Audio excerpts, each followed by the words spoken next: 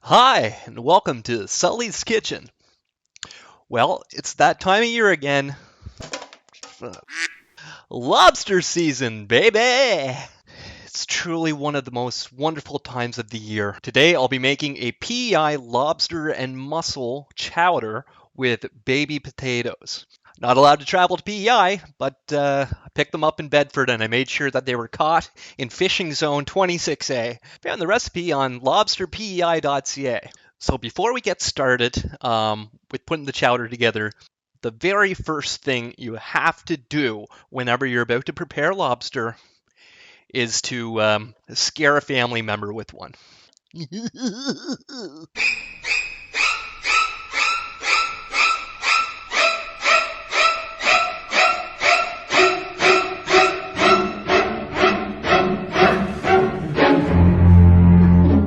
So much fun.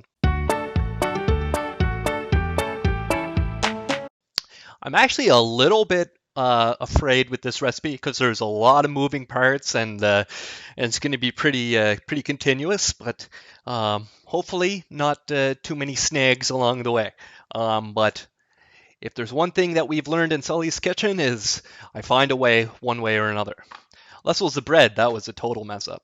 But I'm going to try that bread again someday. A large pot here, and I'm going to have a clove of garlic.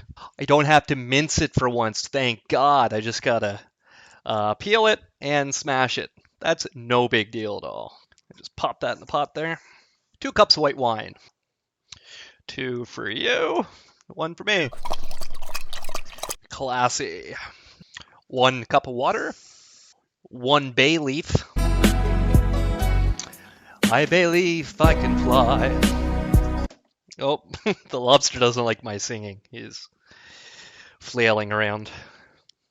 Shh, what time is it? Oh, 6 sprigs of fresh thyme. Okay, now I bring this to a boil. BRB. Okay, so while I'm waiting for that to boil, I'm going to take a pound of PEI potatoes here, and I'm going to halve them. Okay, so we brought that to the boil. So now we got to deal with the lobster. Sorry, little guys. Lobsters do not have a central nervous system, so they cannot feel pain. At least that's what I want to think of. However, I still strongly advise you to have a humane way of killing the lobster. So instead of just plucking them in and letting them boil alive, Gordon Ramsay says to just punch a hole right in their head with a knife. It's faster. All right, so I humanely murdered the lobsters, and then I cut the bands off. The legs will still move and stuff. That's normal, but they are dead, so don't worry. And but anyways, then hold them by the claws, take the bands off, and then toss them in the pot there. Then I put down to medium, and I'm going to steam those for 12 minutes. Okay, so while the lobster is steaming, I'm going to work with this weird looking plant. It's called fennel and fronds. Anyway, so I looked up a Martha Stewart video. She showed me how to cut it. But I guess these are the fronds, the leafy stuff. These are the stalks. I don't think I'm using those today. And then I gotta use half the bulb.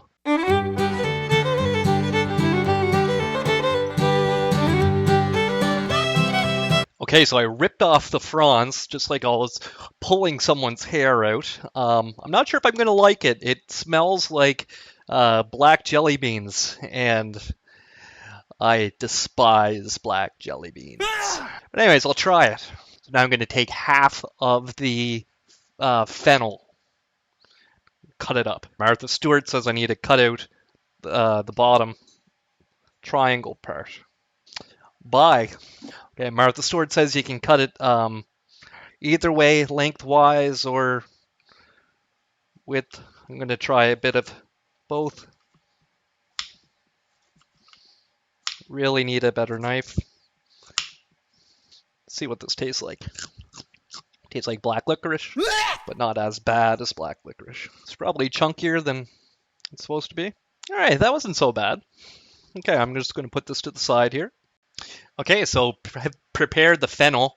Um, Fennel kind of sounds like the nerd of the vegetable kingdom. Fennel, don't forget your inhaler. Okay, the lobster's done. So now I'm to take the lobster out of the pot, and then and to cool into a bowl, I guess. So I'm gonna. Okay, so lobster's put aside. Now I'm to add 2 cups of water as well as fish stock. Okay, so I have seafood broth. I need 398 milliliters of it. They didn't have any cans. They just had this big thing, so I'm gonna have to do some math. 1 cup, which is 235. A third of a cup is 180. Not quite 400, but pretty darn close. I just won't fill it all the way. And I'm going to bring this to a simmer, and at that point, then I'm going to add the mussels. So the broth is simmering now, so it's time to add the mussels. So I'm going to put this into the pot until they start to open up, which will be about 4 or 5 minutes or so. Oh, and you cover the pot, okay? Okay, the mussels are done. So now I am to strain the mussels, keep the broth, but do a separation here. So I'm gonna put it into the sink like so, and then do the transfer. And let's pray that I don't injure myself in the process. Look at that, fresh PEI mussels.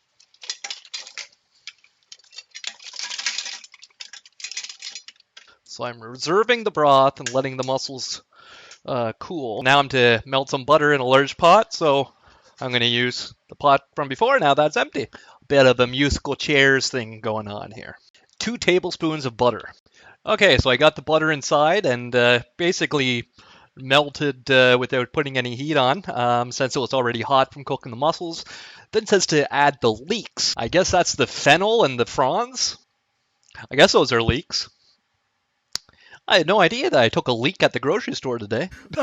Okay, so the fennel and fronds are in there, or leeks, and I'm going to put it on a medium to high heat, and I'm going to add some salt and pepper in there as well, and I'm going to cook it for about 6 to 8 minutes. Okay, and while I was waiting for that to cook, I was going to chop up some parsley, and I still have the parsley from the first episode, but whenever I took it out of the fridge, it had a smell, so I'm not going to use the parsley. I cook the fennel and fronds. Now I'm to add in the potatoes. Okay, so I'm letting that cook for a minute, and then I'm going to add the broth, and I'm going to get that to simmer for about 8 to 10 minutes, or until the potatoes are soft. It's going pretty smoothly so far. Don't want to jinx it, but not too bad. That's been about a minute. I'm going to carefully bring my broth back over. Careful.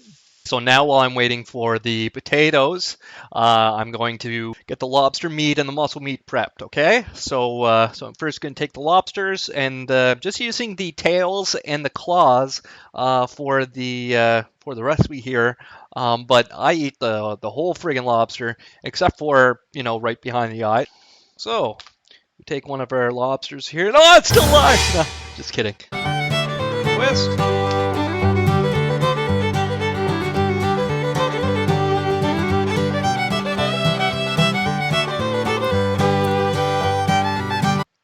And I'm also to take the mussels out of the shell.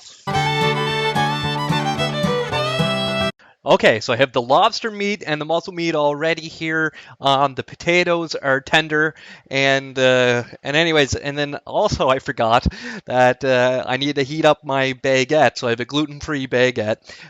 So I'm heating up the oven right now to 400 degrees, and then I'm going to pop it in there for about 10 minutes. But for right now, I'm going to add in the meat now into the pot.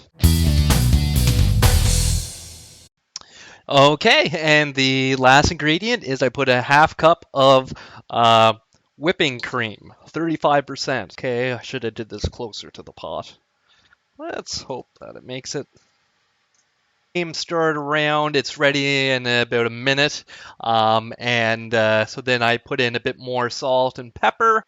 Then I'm supposed to ladle it into a bowl. Well, I don't have a ladle, so I'm just going to use my measuring cup. Then I garnish it with the lobster claw, and a bit of paprika.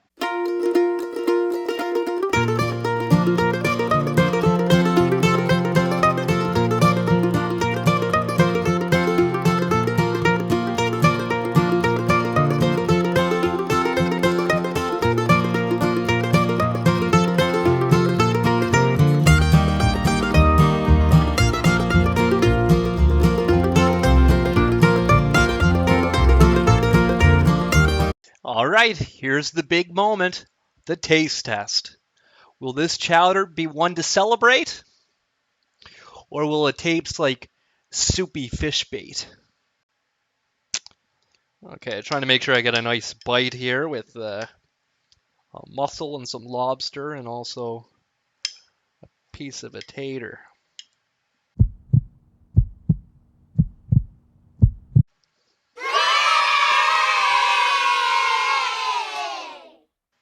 It's very good.